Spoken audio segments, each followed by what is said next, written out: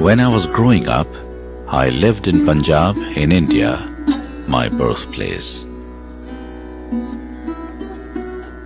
My memories come alive as I journey back to my childhood village. I have journeyed halfway around the world to discover how life is today.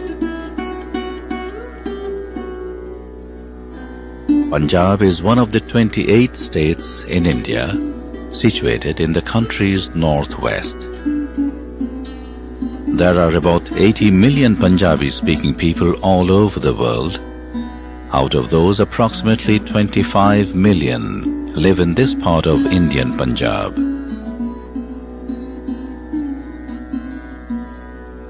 My daily life as a boy in Punjab consisted of rising at dawn, taking a fresh water bath at the well, and having my morning breakfast, yogurt, buttermilk and chapatis, cooked over a cow dung fire. I walked to the primary school where I studied basic languages, mathematics, history and geography. Our values were based on our faith, and life revolved around family.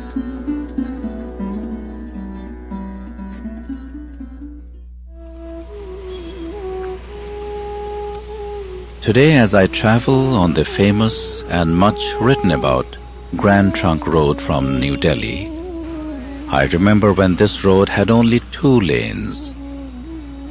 Once the longest road in Asia, it still winds through hundreds of towns and villages from Peshawar in Pakistan to Calcutta in India. The road, built hundreds of years ago, remains even today a vital lifeline for Punjab, connecting it with the rest of the country. The bulk of the population of India used to live in villages. Over 500,000 of them dotted the map. These villages had uniform kind of habitation and were complete community units, self-sufficient, supporting everybody who lived there. The recent trend in urbanization and globalization have also brought about changes in rural life.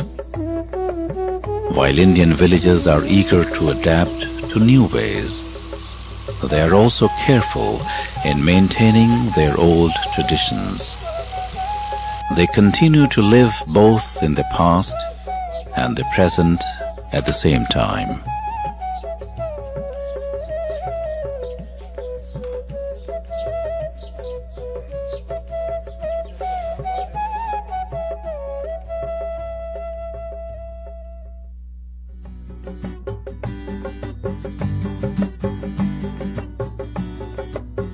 Agriculture, the chief commercial activity of Punjab, has undergone changes since I was a boy. Though relatively a small state, only 1.53% area of India produced 12.2% of total food grown in India in 2001 for India's 1 billion people. No wonder it is called the breadbasket of India. Punjab gets its name from this undivided fertile land of 5 rivers. The region straddles the India-Pakistan border, and there are Punjabis living on both sides. Though divided now into Indian and Pakistani Punjab, the region remains home to vibrant, hard-working people. This land at the crossroads of civilization has seen much turmoil over its history.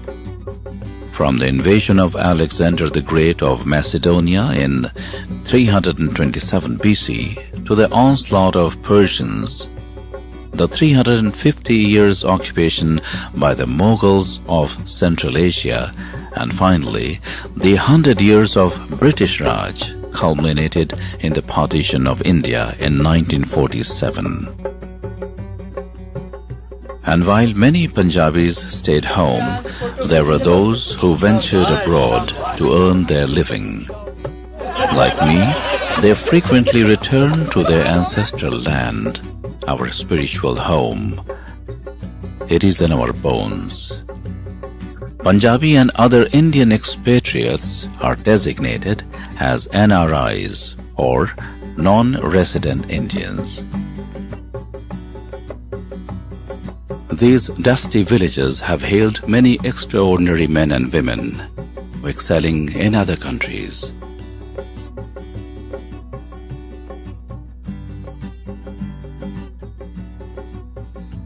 As a tribute to the land of our birth, many of Punjabi NRIs generously contribute to building projects in their homeland, like schools and dispensaries.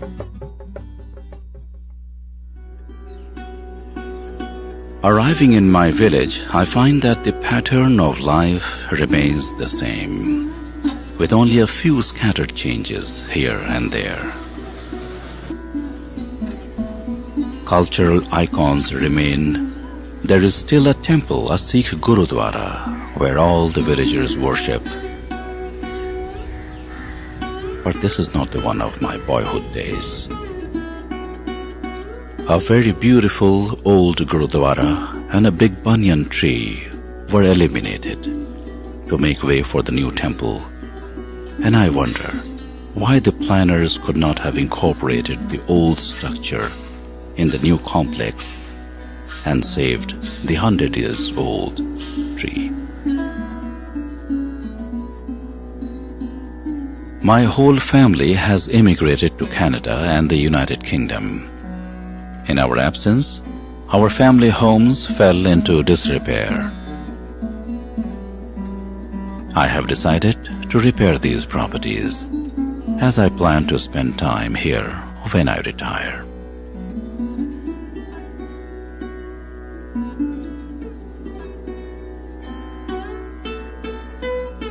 Here in Doaba area, the land between Satluj and Beas rivers of Punjab, where I was born, daily life and traditions are alive and well and preserved in modern garb.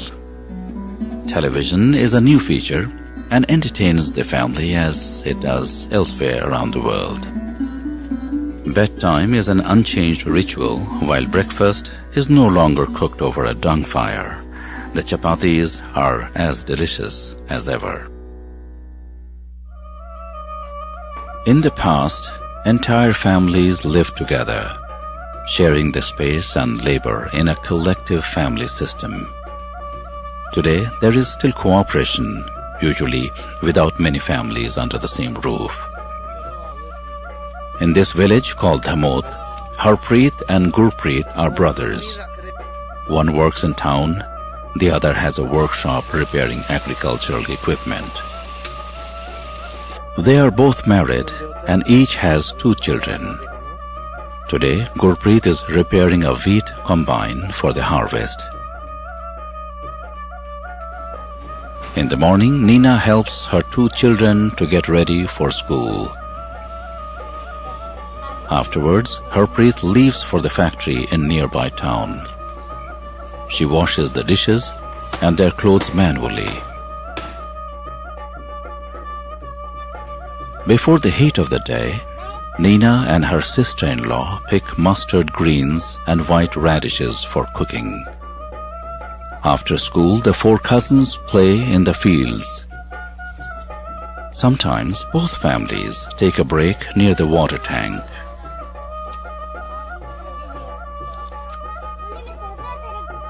In her kitchen, Nina prepares the mustard leaves she had gathered and prepares saag, that is, green dish, a staple of their evening meal.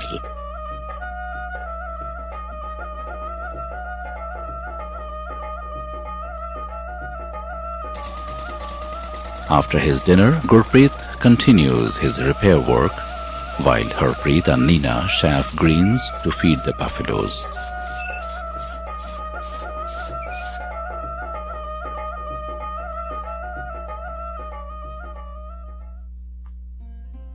When I was growing up, the Punjabi village economy supported most that lived here.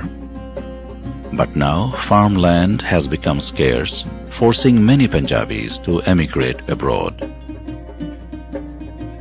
In addition to farming, serving in the armed forces was a preferred profession for Punjabis. Due to the changes in political and social climates, this option has become limited.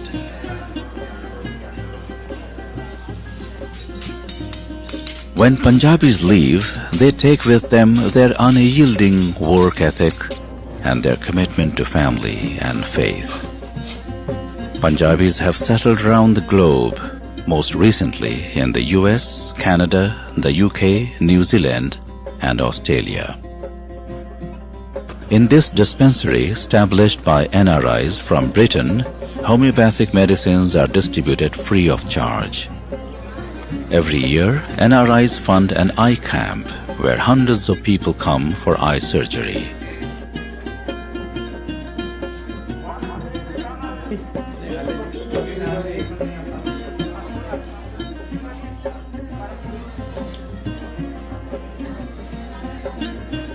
In fact, money from non-resident Indians is so vital to the nation's welfare that the Punjab government offers some incentives to attract their investment dollars.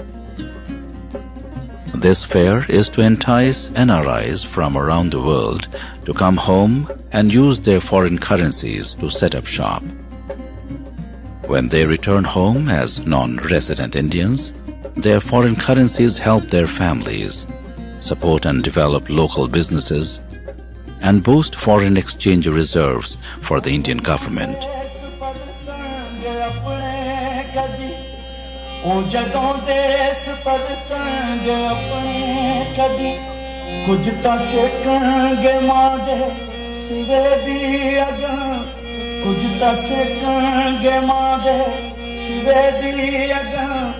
बाकी कबरां दे रुख हेठ जा बैणगे कुछ तां सेकणगे मां दे सिरे दी अगां बाकी कबरां दे रुख हेठ जा बैणगे कुछ कहा तां हनेरा जरेगा किवें चुप रहा तां शमादान की कहणगे. Many of those who remain in Punjab migrate to the cities following a global trend whereby rural values are shifting and changing. Social changes are bound to take place because of the change in the economic structure, because of the influence of other cultures due to migration of the population, and because of the developments in science and technology. Some changes take place because of the blind copying of the other cultures, or just because of show off. And in our rural Punjab, both kinds of changes have taken place. 3 or 4 decades back, our women folk by tradition used to cover their faces, especially from their father-in-laws or from the elder brothers of their husbands. But now women have become equal. They have been exposed to the equal educational opportunities, and they are taking all occupations. And this change required that tradition should be abandoned. And now our daughters and sisters and our mothers, they are roaming freely with uncovered faces, and they are doing as good in all occupations as in their male counterparts. So this change is definitely desirable.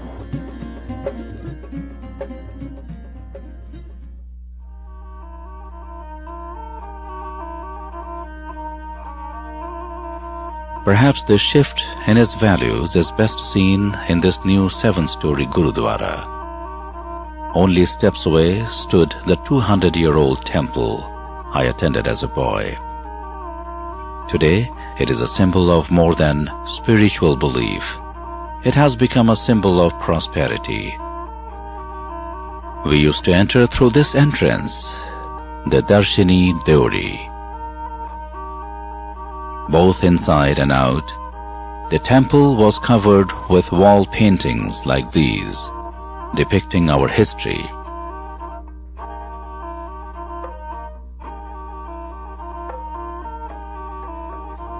However, when it came to build a new temple, there was no effort made to preserve the old, with its rich cultural heritage.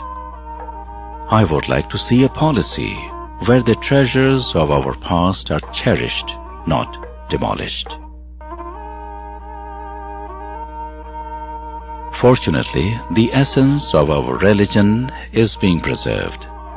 People have been praying at the Sikh Gurudwara for many, many years. I used to pray at this shrine when I was a boy. Today, people still gather here to pray and leave their offerings before beginning their day's work. This Gurudwara is dedicated to Baba Sangji, who spent many years of seva or service in the construction of the Sikhs' famous Golden Temple in the times of Guru Arjan, the fifth Sikh Guru. When the construction work was complete, Guru Arjan Ji blessed Baba Sang and told him to return to his village and teach people meditation in God's name. Thousands of people visit this Gurudwara. Though the old temple has not been preserved, the belief system remains and retains the same vitality.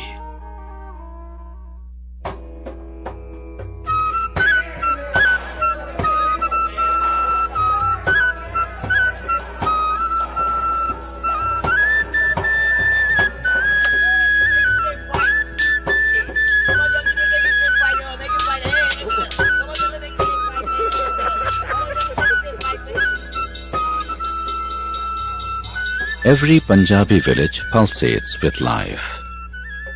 Before the sunrise, with the melody of crowing roosters, women milk buffaloes, churn milk, make breakfast for their families.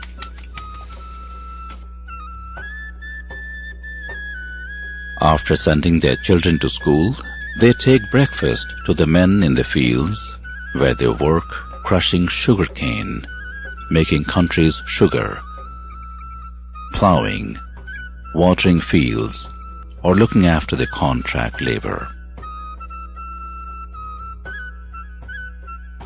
There are always people sitting, playing cards, talking, buying, selling, haggling, or just simply being. There are a few whose hobby is racing bullock carts, and some who enjoy a cart ride. One other thing I noticed is that today's young people do not participate in folk sports, but they are more interested in game of cricket. Village life is still carefree and relaxed in comparison to city life. Even the animals seem to reflect the relaxed atmosphere.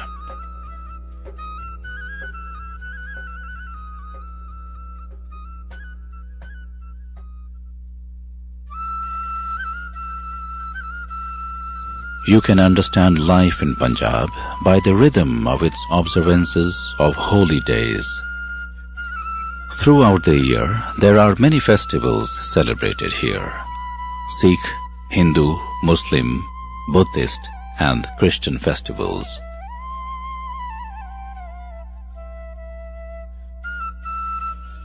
Punjab is proud of the diversity and unity of its inhabitants.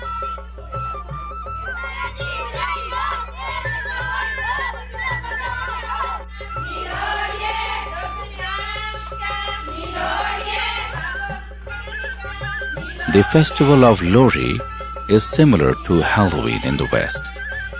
Smartly dressed children go from home to home in groups, singing songs for Lohri. Instead of receiving candy for their trick-or-treating, they receive gifts of grain, country sugar, that is jaggery, or money. Late at night, there are bonfires in the streets. Volunteers collect sweets from the homes with newborn children, especially boys, or recently wedded couples, and the bounty is then shared around the fire.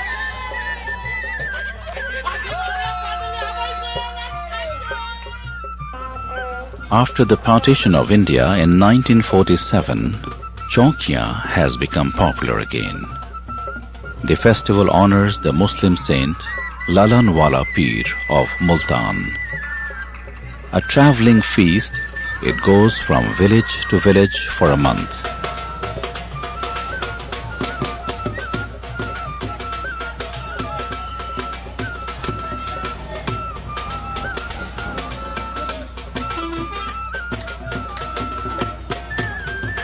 ਇਹੋ ਪੀਰ ਹੈ ਇਸ ਪੀਰ ਨੇ ਲੱਖਾਂ ਦੇ ਦਾਤੇ ਨੇ ਲਾਲਾ ਵਾਲੇ ਪੀਰ ਨੇ ਅੰਨਿਆਂ ਨੂੰ ਅੱਖੀਆਂ ਲਾਈਆਂ ਕੋੜੀਆਂ ਦੇ ਕੋੜ ਦੂਰ ਕੀਤੇ ਅਤੇ ਖੁਸਰਿਆਂ ਨੂੰ ਮੁਰਾਦਾਂ ਵੰਡੀਆਂ Basant Panchami signals the end of the winter.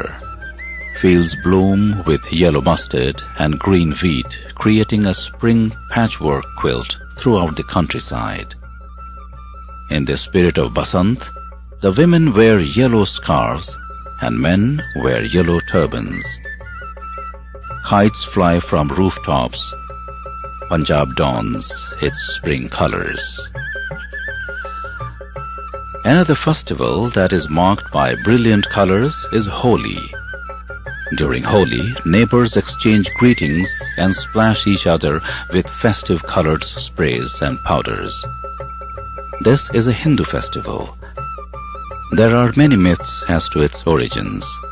One of them relates Holi to Lord Krishna playing with his companions with colors. These wonderful festivals contribute to the rich fabric of Punjabi life.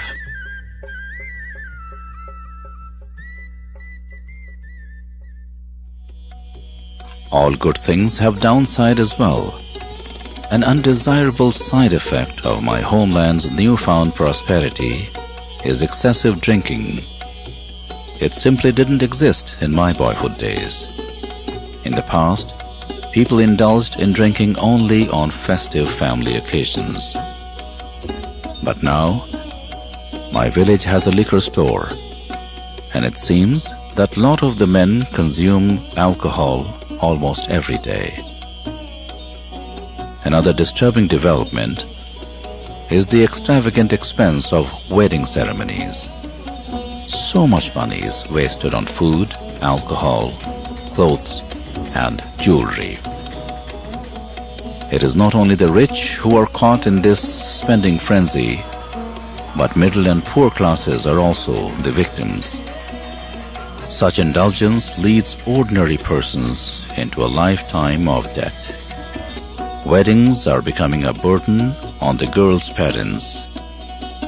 Apart from giving a good education to a daughter, parents have to provide a large dowry, and they must meet many financial demands from the groom's family.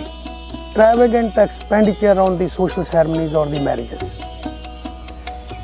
And in this is going to an extent that our rural population, even to the point of getting bankrupt, they go on spending beyond their capacity. ਅੱਗੇ ਨਾਲੋਂ ਬਹੁਤ ਹਿੱਸੇ ਵੱਧ ਗਿਆ ਜੀ ਕੋਈ ਅੰਤ ਹੀ ਨਹੀਂ ਰਿਹਾ ਹੁਣ ਤਾਂ ਜਿਹੜਾ ਮਾਰੇ ਦੇ ਮਾਰਾ ਹੋਟਲ 'ਚ ਜਾਂਦਾ ਉਹ ਜੀ ਉਹ ਹੋਟਲ 'ਚ 2 ਲੱਖ ਰੁਪਈਆ ਉਹ ਹੋਟਲ ਵਾਲਿਆਂ ਨੇ ਲੈ ਲੈਣਾ ਅੱਡੀਆਂ ਚੱਕ ਕੇ ਛੱਡ ਕੇ ਜੀ ਸਭ ਕੁਝ ਚੱਕ ਹੋ ਕੇ ਫਾ ਆ ਜਾਂਦਾ ਘੱਟ ਤੋਂ ਘੱਟ ਪਾਈਆ ਦੁੱਧ ਗਰਮ ਕਰਨਾ 2 ਗੋਲੀਆਂ ਪੈਕਟ ਦੇ ਵਿੱਚੋਂ ਕੱਢ ਕੇ ਜ਼ਬਾਨ ਤੇ ਰੱਖ ਲੈਣੀਆਂ ਨੇ ਗੋਲੀਆਂ ਨੇ ਚੂਸਣਾ ਨੇ ਚਬਾਉਣਾ ਨੇ ਉੱਪਰ ਦੀ ਪਾਈਆ ਦੁੱਧ ਇਸੇ ਤਰ੍ਹਾਂ ਵੀਰ ਜੀ ਮਾਤਾ ਜੀ ਭੈਣ ਜੀ ਭਰਾ ਜੀ 8 दिन लगातार 16 गोलियां खाओगे कभी मुड़ के दर्दों की या रेशन है जिन्हें Commerce is everywhere. You meet all kinds of people selling goods on buses, trains, and door to door. On the street, you can even buy medication for arthritis, dental cures, or books on how to do various things. Walking commerce abounds. 50 years ago, most of the villages had 1 or 2 general stores which met the daily needs of villagers. Larger purchases like timber, steel, meat and major groceries were made in neighboring small towns where farmers used to sell their products. Barter was a common way of conducting business, trading farm goods with blacksmith and barber services. Today, every village has a lot of shops serving the local population.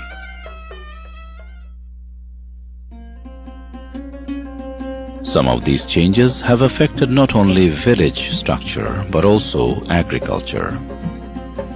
Farmers once used Persian wheels to irrigate crops, and bullocks were used for carting, plowing fields and harvesting.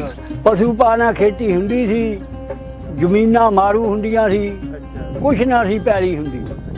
ਭਈ ਦੁਨੀਆ ਨੂੰ ਐਵੇਂ ਥੋੜੇ ਥੋੜੇ ਦਾਣੇ ਹੋਣੇ 6 ਮਹੀਨਿਆਂ 'ਚ ਉੱਪਰ ਨਹੀਂ ਨਾ।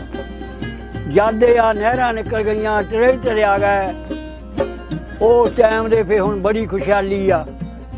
Today there are tractors, tube wells and canals. The most spectacular development is the 740 feet high Bhakra Nangal Dam and the barrage. With increased available water, more crops prosper. Not long ago, 2/3 of India's total food production was from Punjab. Today, farmers are trying various other cash crops such as fruit, vegetables, peppermint, soya and lentils. Prosperity has made life easier and brought with its share of problems. The current farming in Punjab is reeling through many problems. The number one problem is the receding water table, and the farmers have to opt for the submersible pumps involving huge expenditure. Second is the depletion of soil nutrients due to the monoculture of the crops year after year. Thirdly, the indebtedness of the farmers by getting loans to purchase tractors. Even the small farmers holding 2 acres of land opt for a tractor which is not economically viable for them. ਅੱਗੇ ਪੈਲੀ ਦੇ ਉੱਤੇ ਖਰਚ ਕੋਈ ਨਹੀਂ ਆਉਂਦਾ, ਕੁਛ ਨਾ ਆਉਣਾ, ਬਾਹ ਲੈਣੀ ਪਸ਼ੂਆਂ ਨਾਲ, ਬੀਜ ਲੈਣੀ, ਹੱਥੀਂ ਗੁੱਡ ਲੈਣੀ। ਹੁਣ ਜਿਹੜੀ ਪੈਲੀ ਆ ਖਾਦ ਪਾਈ ਜਾਓ, ਟਰੈਕਟਰਾਂ ਨਾਲ ਬਾਹੋ ਤੇ ਲੂਵੋ, ਟਰੈਕਟਰ ਵਿਗੜ ਗਿਆ, ਇਹ 'ਤੇ 10,000 ਰੁਪਈਆ ਲੱਗੇ ਬਿਨਾਂ ਜੀ ਇਹ ਚੱਲਣਾ ਹੀ ਨਹੀਂ। ਤੇ ਉਹ ਛੋਟੇ ਜ਼ਿਮੀਂਦਾਰ ਵਾਸਤੇ ਹੁਣ ਅੱਗੇ ਨਾਲੋਂ ਬਹੁਤ ਜਾਣੀ ਮੁਖਿਆਈ ਆ। ਜਦ ਪੈਲੀ ਨੂੰ ਵੇਚਣ ਜਾਈਦਾ, ਮਿਲ ਮਾਲ ਕੇ ਅਜੇ ਗੰਨਾ ਲੈ ਲੈਂਦੇ ਤਾਂ ਪੈਸੇ ਨਹੀਂ ਦਿੰਦੇ, ਪਰੂ ਦੇ ਪੈਸੇ ਅਜੇ ਉੱਦਾਂ ਹੀ ਅੜੇ ਹੋਏ ਆ, ਨਾਲੇ ਮੇਰੇ।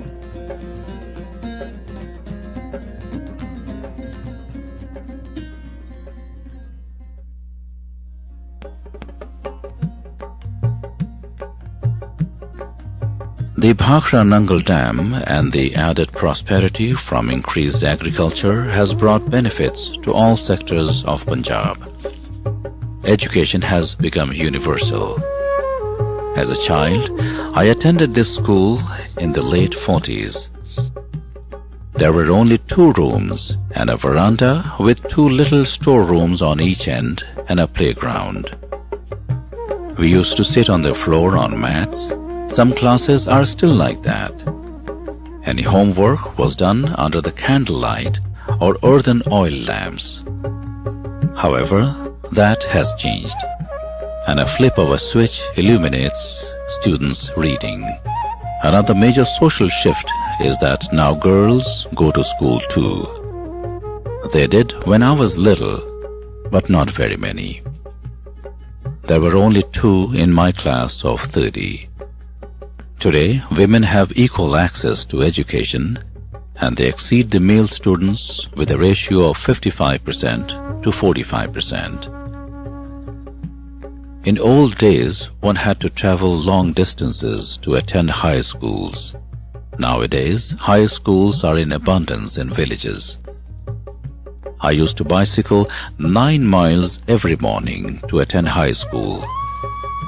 For college studies, most young people still have to travel to towns from their home village by transportation.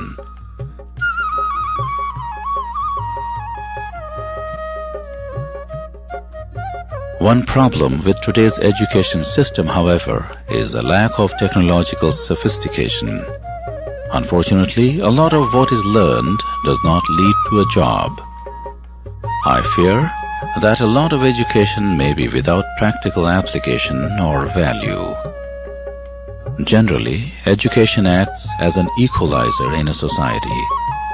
But in India, it has been used as a barrier to equality. India now has a three-tier education system for the rich, the middle class, and the poor. Most of the government schools are for the poor. You will be astonished to know that even a normally student who has passed the primary, he is not able to write his name properly even in his own mother tongue. And they don't know even the basic arithmetic. All the good teachers, they want to be posted in the urban areas.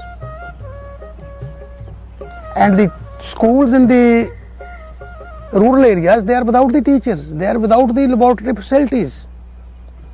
Then where will the education come?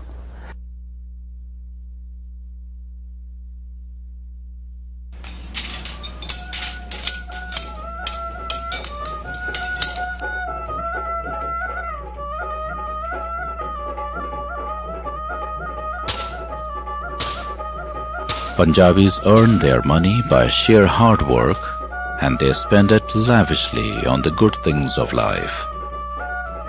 Even though most people are very religious, they are also joyous. At every available opportunity, women and men enjoy dancing Punjabi folk dances, Bhangra and Gidda.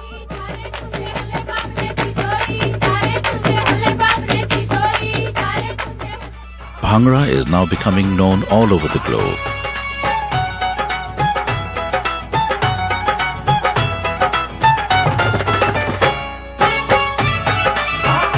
Lacking opportunity, many young people opt to emigrate. Even here, in remote villages, the influence of the West is inevitable. And the influence is good and bad. It has a pervasive impact on our culture. Within the last decade, there has been a boom in television stations.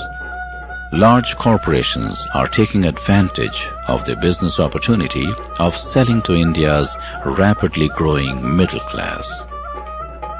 Local and national cultural issues are lost in the mix. There seems to be no thought to preserve the heritage.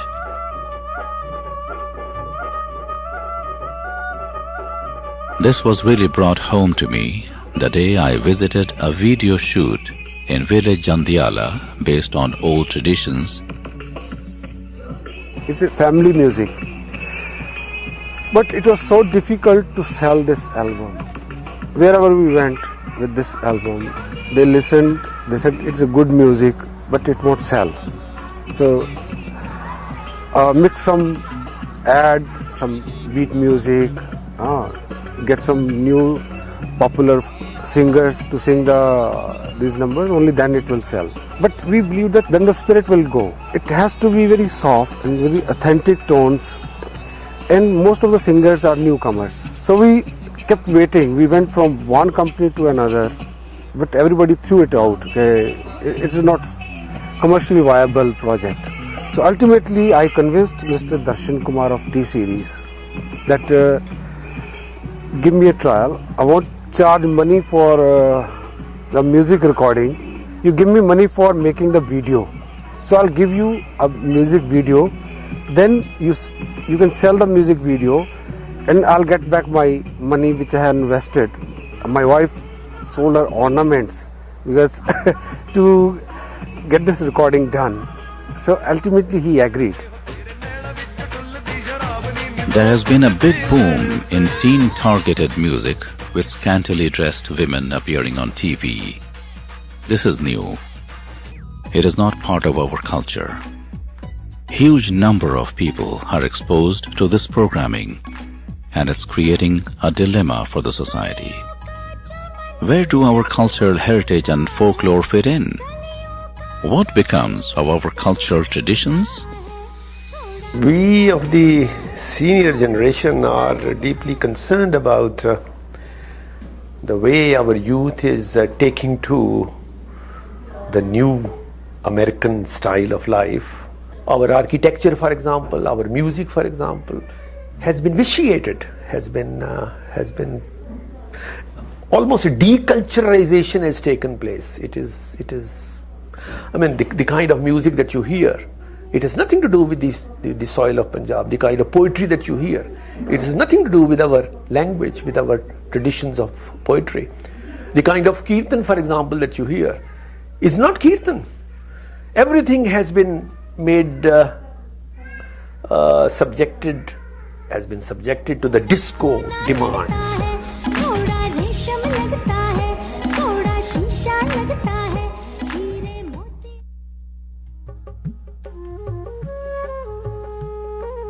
In some areas, it is unfortunate that things remain the same and have been unaffected by the outside world. The caste system, for example, is as entrenched as ever, despite efforts to eradicate it. This is preserved in part by government legislation that maintains a quota for underprivileged castes, thus inadvertently reinforcing it. There is much inter-caste resentment of special treatment for any other caste, and yet the inequalities are there to be rectified. Untouchables still have to live separately. Religious and political leaders exploit the divisions in Indian society.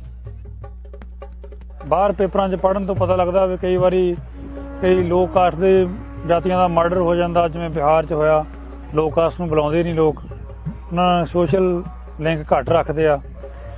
ਪਰ ਸਾਡੇ ਪਿੰਡ ਵਿੱਚ ਗੁਰਦੁਆਰਾ ਸਾਹਿਬ ਬਣਿਆ ਵਧੀਆ ਬਾਬਾ ਸਿੰਘ ਜੀ ਦਾ, ਇਸ ਕਰਕੇ ਲੋਕਾਂ 'ਚ ਭਿੰਨ ਭੇਖ ਘੱਟ ਬਹੁਤ ਆ। In villages, there is still a lack of civic sense and basic sanitation.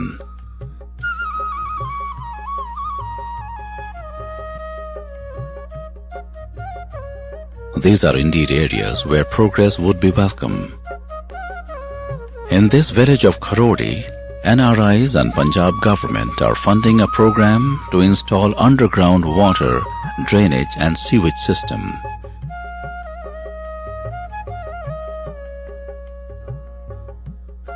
They have also funded the creation of a park.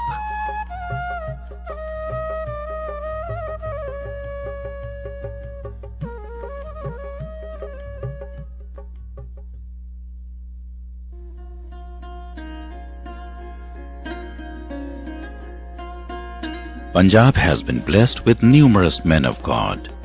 Guru Nanak, the first Sikh Guru, Muslim Sufis, and Hindu saints. Their teachings on pluralism and liberal thinking make Punjabis different from other Indians. Fortunately, some very important part of Punjabi life have not changed. Villagers continue to celebrate and honor seasonal rhythms. Home to many sects over the centuries, Punjab has absorbed Greeks, Sakas, Huns, Arabs, and the English. Different religions live here in harmony and mutual respect. It is a land that seems to breed tolerance. Moving now into this new century, it is my heartfelt wish for my homeland that it continues to navigate a middle course through the inevitable changes that lie ahead. Embracing the new, all the while preserving those cultural and religious traditions that make it uniquely the special place that it is. Globalization is a commercial reality. Yet, I pray that Punjab will zealously guard its uniqueness by maintaining its core values and traditions.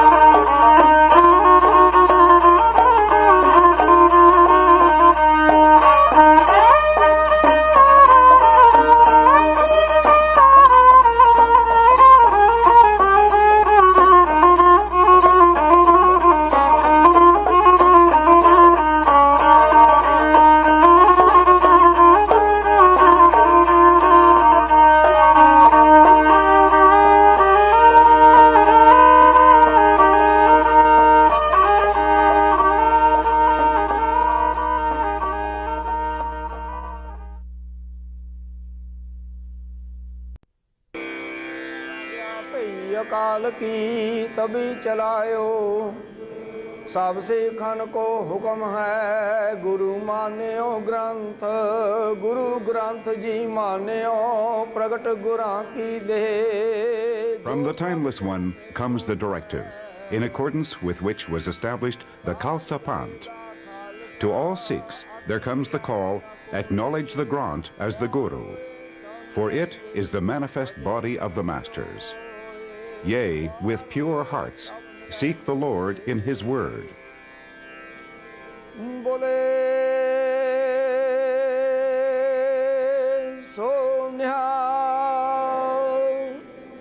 These worshippers here at the Gurdwara, a Sikh place of worship in Toronto, share something unique with Sikhs worldwide. It is 1,430 pages of scriptures called the Guru Granth Sahib, and is omnipresent not only over festivals and ceremonies like this one, but also over the daily life of Sikhs. Like the Bible for the Christians, the Torah for the Jews, the Quran for the Muslims, or the Vedas for the Hindus, the Guru Granth Sahib contains the principles and teachings of the Sikh religion. But very few people outside of the Sikh faith are familiar with Guru Granth Sahib. What are its teachings? What is its history? Who compiled the scriptures? And what is its significance in daily Sikh life? This documentary will answer these questions and explore the fascinating world of the Guru Granth Sahib.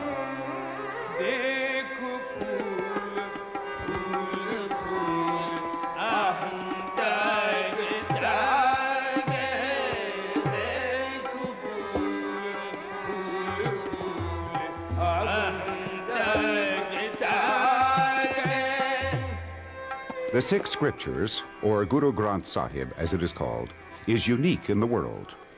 Unlike other holy books, for Sikhs it represents much more than a compilation of scriptures.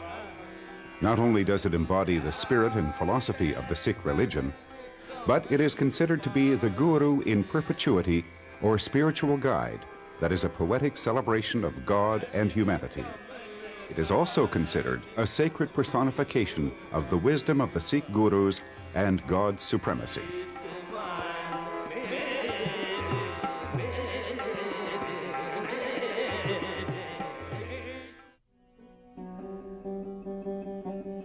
In addition to the compositions of the Sikh Gurus, the Guru Granth Sahib also contains the work of 15 divinely inspired Hindu saints, Muslim Sufis, 11 bards, and 4 Sikhs belonging to different castes from all over India. It embodies 5 centuries of religious, philosophical, and cultural history from the 12th to the 17th century. It is perhaps the only scripture in the world which sanctifies the writings of people who did not subscribe to the faith, but believed in one God and brotherhood of humankind. In that sense, it is the only universal or non-denominational scripture that exists. Despite being compiled with writings over a span of centuries, the Guru Granth Sahib has a unity of language and thought. The script used in the Granth is called Gurmukhi, meaning from the mouth of the Guru. The language used is a mixture of Punjabi, the spoken language of the people of the Punjab, and Old Hindi, commonly used in Indian medieval and romantic poetry called Sant Bhasha. Some of the other dialects of northern India were also used.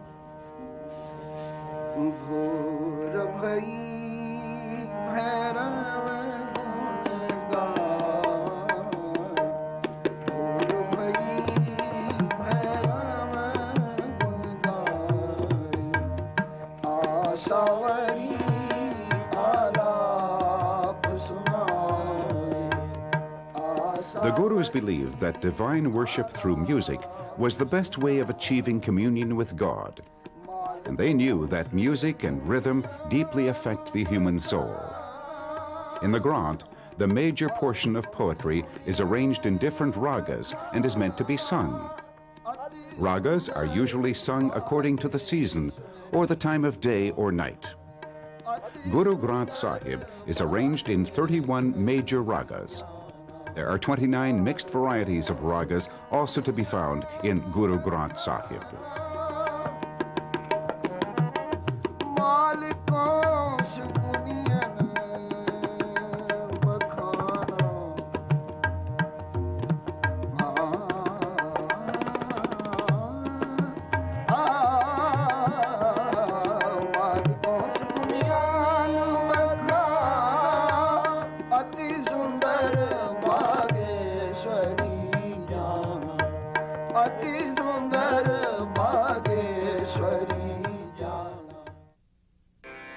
The teachings of the Guru Granth guide Sikhs both in ceremony and in their daily lives. The creed of the Guru Granth, uncompromising monotheism, comes in a prelude to the work called the Japji Sahib, written by Guru Nanak. Japji is the most important of the 5 banis or daily prayers that devout Sikhs recite each day. Guru Nanak encouraged Sikhs to meditate and glorify God's name and greatness in what he called the ambrosial hours of fragrant dawn. Ek Onkar. There is one supreme being, Satnam. the eternal reality. Karta Purakh. He is the creator. Nirpaw. Without fear, Nirvair. devoid of enmity, Akal Murad. he is immortal, Ajuni Sabhang. never incarnated, self-existent, Gur Prasad. known by grace through the Guru. Jap. Worship him.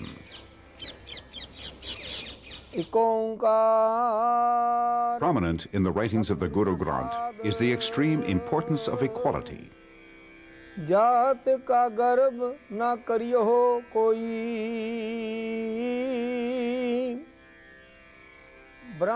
Let no man be proud because of his caste, for the man who grasps God in his heart, he, no other, is the true believer. So, O fools, be not vainglorious about your caste and status. इस गर्भ ते चले बहुत विकारा The Sikhs do not believe that death is the end. They believe a person's soul merges with God. If it does not, it is born again. This is called the transmigration of souls. The Guru Granth Sahib, page 793. The dawn of a new day is the message of a sunset. Earth is not the permanent home. Farida कोठे मंडप माड़िया उसारेंदे भी गए कूड़ा सौदा कर गए गोरियाए पे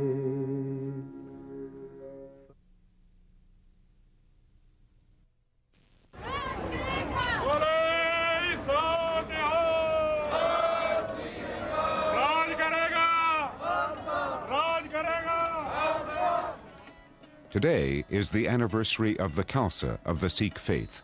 It is called Vaisakhi. Thousands of people are gathered to celebrate this day. It is celebrated every year all around the world wherever Sikhs live. It was on Vaisakhi Day in 1699 when Guru Gobind Singh Ji, the 10th Guru, established the Khalsa or saintly soldiers in Punjab, India. It was a defining moment in the growth and evolution of the Sikh faith. The Mughal Emperor Aurangzeb pursued a policy of intolerance towards other religions. Some Hindus from Kashmir approached the Guru and asked him to intercede on their behalf with the Emperor as they faced the prospect of forced conversion. The Guru sent a strongly worded message to the Mughal ruler asking him to refrain from his oppressive methods and to treat all his subjects with equality. Angered by this bold message, Aurangzeb ordered the arrest of Guru Tegh Bahadur and later had him put to death by beheading in Delhi. Gobind Rai, the 10th Sikh Guru, was only 9 years old when his father's severed head was brought to him in Anandpur. As he grew into manhood, he recognized that love and forgiveness are stronger than hate and revenge. But he also acknowledged his responsibility to protect the ideals of his ancestors. So began Dharam Yudh, the battle for righteousness.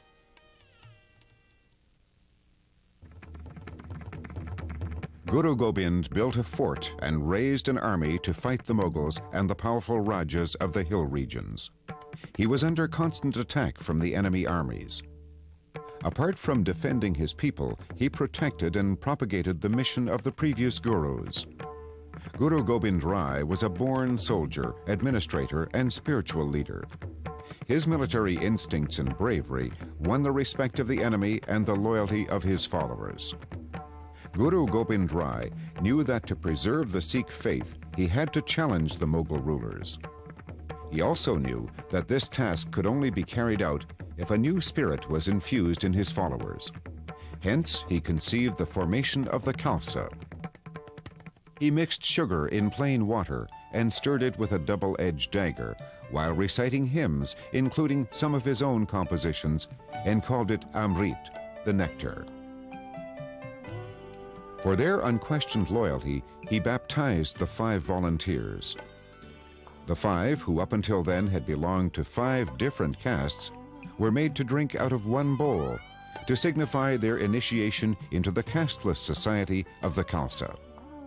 Their names were changed and they were given one family name, Singh. Then he bowed down and asked for the baptism from the 5 beloved ones, and his name was changed to Guru Gobind Singh. Singh in Punjabi means lion. Aurangzeb then ordered the district governors of Sirhind and Lahore to help the Rajas to destroy the Khalsa. Anandpur was again besieged by the Mughals and the Rajas. Food ran short, and this time attempts by the entrapped Sikhs to break out were unsuccessful. Guru Gobind Singh and his followers had to face an overwhelmingly large force, but in spite of the odds against them, they continued fighting. The Sikhs bravely held their ground until the Mughals offered the Guru safe conduct if he evacuated Anandpur. Guru Gobind Singh evacuated the fort with his family and a small number of soldiers who had remained with him. He had not traveled very far when, contrary to their solemn oaths, the imperial forces and the hillsmen came in pursuit. The Guru entrusted his mother and 2 younger sons to a Brahmin servant and proceeded southwards. A band of Sikhs fell behind and held back the pursuers until they fell, fighting to the last man. Ultimately, the struggle to liberate India from the Mughals and to liberate the Sikh people can be traced back to Guru Gobind Singh and his Khalsa. It was the actions of this 10th Guru that led to the growth and expansion of the Sikh faith. And in the life of Guru Gobind Singh, the most significant action, the defining moment, was on that Vaisakhi day in 1699 when he founded the Khalsa and gave voice to the aspirations and beliefs of the downtrodden people. Guru Gobind Singh impressed upon the Sikhs the essentials of dignity and equality of all mankind before the one omnipotent Creator. The celebration of the 300th anniversary of Guru Gobind's Khalsa is a day of judgment.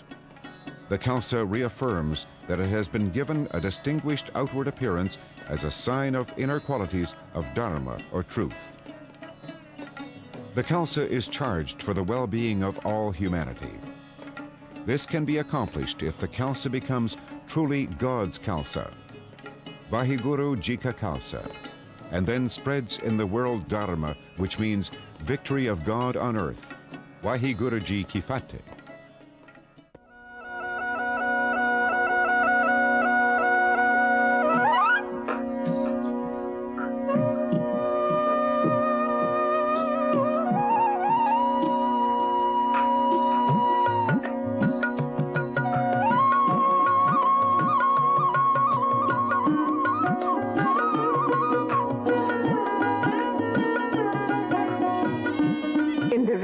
Life of a Hindu, marriage marks the 13th of 16 rituals and ceremonies. ceremonies that begin with birth and commemorate significant rites of passage extending through to the end of mortal existence.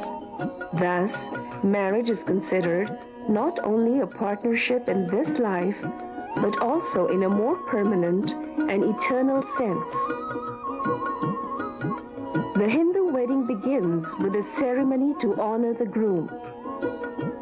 The parents of the bride welcome the groom and then offer prayers to Lord Ganesh, the elephant-headed god.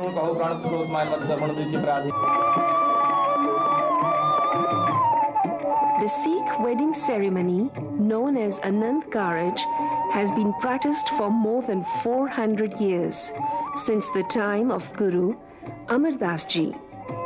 The 4 marriage hymns, called Lama, were written by his successor, Guru Ram Das Ji. Though the ceremony itself is centuries old, it was only in the 20th century that this form of marriage was made legal in India by the passing of the Anand Marriage Act in 1905.